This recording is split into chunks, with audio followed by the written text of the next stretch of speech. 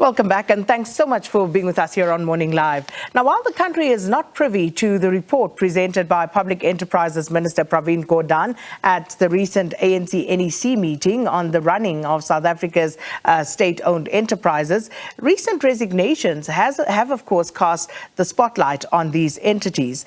The resignations include that of Transnet CEO Portia Derby, Transnet's Group Chief Financial Officer Nonkululeko Dlamini, Eskom Board Chair Mpho Makwana, and Transnet Frail Rail's CEO Sizakele Mzimela, who will be leaving at the end of October. Now, questions are also being asked about the absence of CEOs in some of the crucial state-owned companies, including the SABC, Eskom, Transnet, Denel, SAA and Alexkor, leaving these entities in the care of acting CEOs. Meanwhile, Minister of Mineral Resources and Energy, Gwede Mantashe, commented that the executives are like mice running away from methane, and he said that there needs to be an investigation about why the mice are running from the methane. Public Enterprises Portfolio Committee Chairperson Khaya Magaxa joins us now virtually to discuss some of this. Mr. Magaxa, thanks so much for your time and welcome to Morning Live.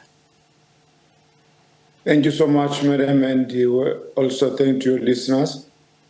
So as the portfolio committee overseeing what's happening in our state-owned entities in the country, what is the view about the resignations that have taken place at some of our very key state-owned enterprises in the recent past? The most affected of all these public-owned entities is the Transnet in terms of resignation. However, the Transnet has not yet come to us in order to account on their annual report. We still have to meet them on the first week of November. As per the legislation, I think we're all aware that all public entities are supposed to present to Parliament or to table to the Parliament on the 31st of August. I think that is there is the legislation that governs all of these entities. We are aware that some of them have, including SAFCOL and Transnet. However, Transnet has not yet tabled or presented to us as a portfolio committee. We will be in a position to meet Transnet on the 31st of this, on the first week of November. We are concerned about this exodus, and we are really frustrated because these are the people who are supposed to account, these are accounting officers that we expect them to explain to us what has been the problem. We are aware for a fact that in terms of the Transnet freight rail, it could be based on the poor performance of that part of Transnet that culminated to the CEO resigning. We all aware that, in fact, freight rail has the worst performer, and that could perhaps, in terms of targets, because we all know that freight has not been removed from road to rail, which was the key mandate and supposed to be already executed by that entity. It has not yet done that. Therefore, that could perhaps culminate to the resignation of that CEO. But in terms of the CEO and the CFO, we will be getting that information directly on that particular day when they present their annual report to us. We don't want to speculate on that one. But on the Friday, I think it's clear to everybody what is happening in that part.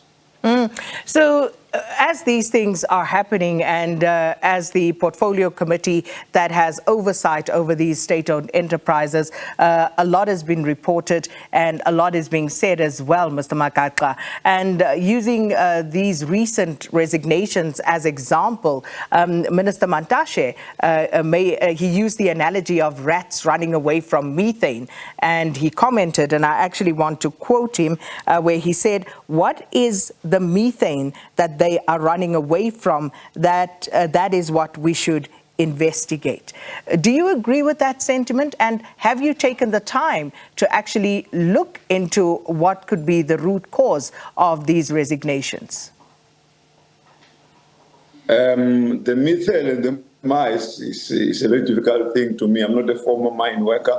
I don't know those kind of analogy exactly what they mean. But all I know is that the portfolio committee is concerned about this resignation, and more importantly, we are also worried about them leaving before they actually present their annual report to us. That is also a big headache to us. However, one must understand that our role is oversight. The shareholder, which is the minister, is the one that is driving the entities with the executive and the board. We will be in a position to have position when we get an opportunity for them to report to us. But the minister has asked an extension. We are still waiting for them to come and make their presentation to us on the first week of November. And that's where we are worried, because those people who are supposed to account, meaning the CEO, CFO, including the CEO of Flight, they won't be there. And that is our serious concern as Parliament, who is supposed to do oversight in those entities. And of course, that impacts on accountability as well, because who then will be held accountable for what actually happened? And in the instance where things have gone wrong, where targets have not been met, who is then held accountable for that? That is our headache, because even their timing of presenting the report to our committee is in the first week of November, just few days after they've all left the entity. And that's what makes our head running around, because we're supposed to ask questions to them, meaning that the people who will be answering questions were not the people that were in charge in the entire year. So what is the solution to that, Mr. Magaxa? Because it is a very valid concern, and it's a serious concern that you raise. But surely something needs to be done to ensure that when people have been in positions of authority or power, even if they do resign, surely there should be some accountability for what they were responsible for. Well, that is above our capacity as a committee and Parliament. Because at the end of the day, is the minister, which is a shareholder, including the board, that's supposed to account to us about those things. Well, when they are not coming on board in terms of explaining these things, we don't have the power beyond that. Parliament must be understood that the whole role of the legislative arm is just to do oversight. We're not running those institutions, but we ask questions. We can make our recommendation. It's up to them to take it or not to take them. That's our situation. And it's a very unfavorable one, especially as you are describing it, and also how things have played out, what we are witnessing as the South African public. You look, for example, at the moment, Eskom has no permanent replacement for a former CEO, Andre de Ruyter, and yet this is a key state-owned enterprise.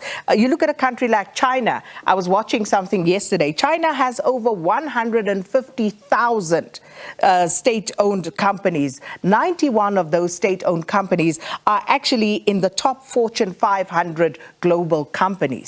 And they seem to understand and really drive the development of that country through these state-owned enterprises. And this has also absorbed some of the shocks for a country like China when we were going through things like recessions globally and, of course, the pandemic. So in South Africa's instance, we are, of course, a developmental state, or so we say.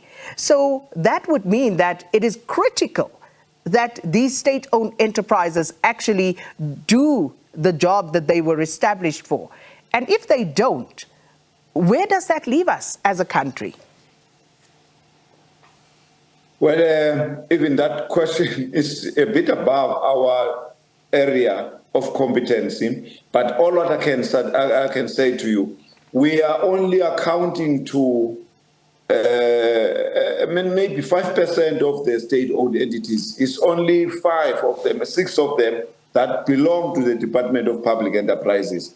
Most of those 200 and something state-owned entities don't belong to the Department of Public Enterprises, including yours as SABC. You don't belong to us. You belong to someone else, to your department. Now, until there is a resolution as to how these state-owned entities are really structured, the manner in which they are structured currently is confusing. You won't understand why these 5 were, these 7, including the one that is no longer there, were grouped and made this department. It's still confusing even to all of us as members of the committee. And this is the frustration, Mr. Magaxa, because as a portfolio committee and to several of these questions and comments that I've put to you, you've said that, this is above your pay grade, as it were, to just use a colloquial phrase.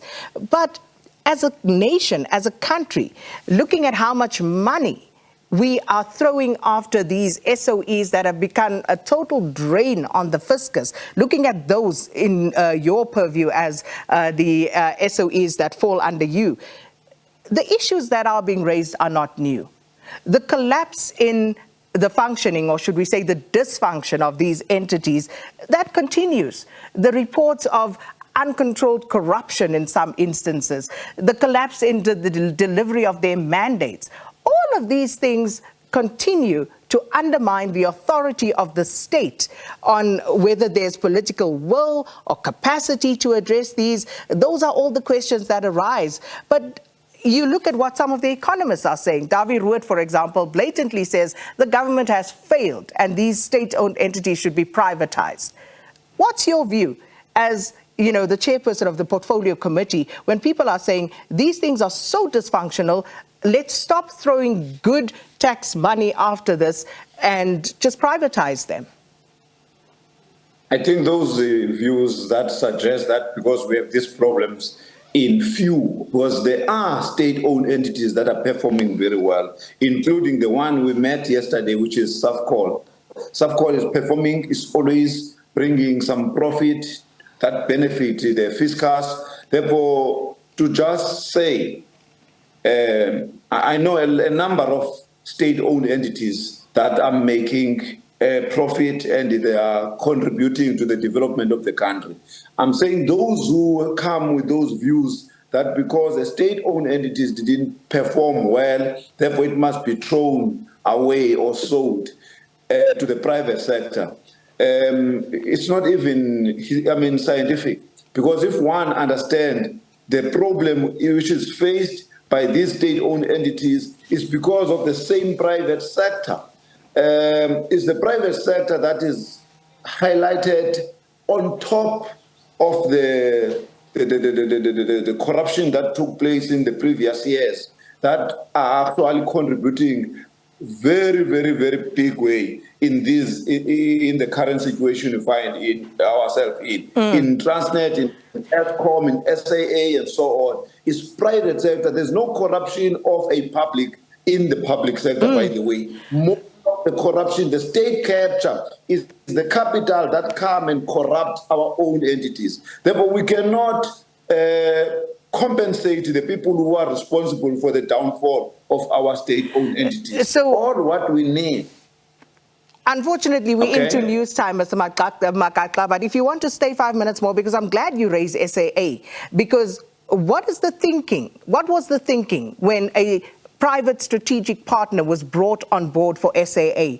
What does Parliament know about that Takatso deal 3 years on? Can I please ask you to just mull over that, think about it? We're going to go to news and I'll just get you to answer that as we wrap it up, because that's quite an interesting view that you put out. Right, our guest is still waiting there for us, and this is, of course, Mr. Magaxa, who's the portfolio chairperson for state-owned enterprises in Parliament, and we're talking about the state of our SOEs, our state state-owned entities in the country following recent resignations of some top officials, executives at some of these state-owned entities, and not just any, but some of the key ones. And we are joined by Mr. Khaya Magaxa, who is, of course, the portfolio chair. Mr. Magaxa, thank you so much for your indulgence, sir. And as I said, I just wanted to get a response from you as we wrap up this conversation. You spoke about SAA and the involvement of the private sector and how the private sector is complicit in what is going on with the collapse and decay at state-owned enterprises. And I was asking you about what the strategic partner, the private partner that was brought on board for SAA has achieved so far, and what does Parliament know about this staccato deal 3 years on? Well, the SAA currently is still 100% owned by the state. There's still a process there. However, I won't be in a position to get into the details of the transaction because the Portfolio Committee for Public Enterprises is investigating some allegations that were brought by the former Director General. And it will be difficult for me to say anything in relation to that.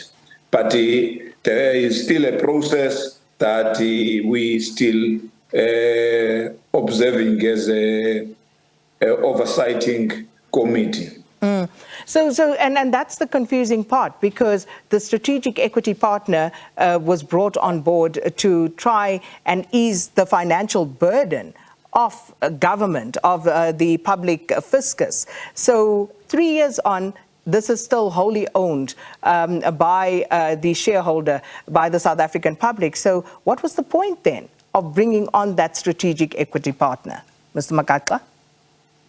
Yeah, it's still the questions that are also investigated by the committee. As a chairperson of the same committee that is doing that, it will be like controversial for me to say anything there. It could compromise the investigation itself.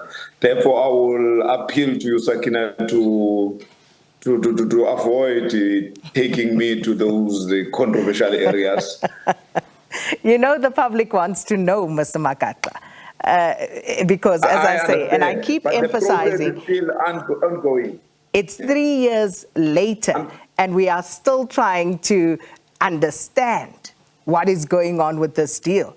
And that cannot inspire confidence in the public, can it, Mr. Magaxa?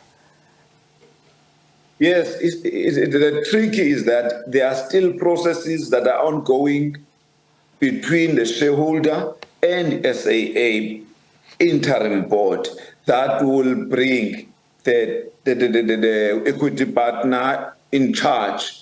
There were queries, there were issues that were still investigated. On the other hand, the allegations were brought by the Director General, the former Director General, that find ourselves as a portfolio committee investigating those allegations. We are about to complete the process and take our position or make a determination as to what should happen to the minister, or to Parliament that has asked us to do that investigation. Therefore, I don't want to find myself compromising that situation.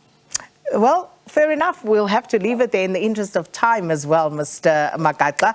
But I hope that you will indulge us once that process is completed, as you did this morning, so that we can talk about and allay the fears of the public about what is actually going on and how issues are being addressed. But thank you so much, Public Enterprises Portfolio Committee Chairperson, Mr. Khaya Magaxa, discussing the state of South Africa's state-owned enterprises.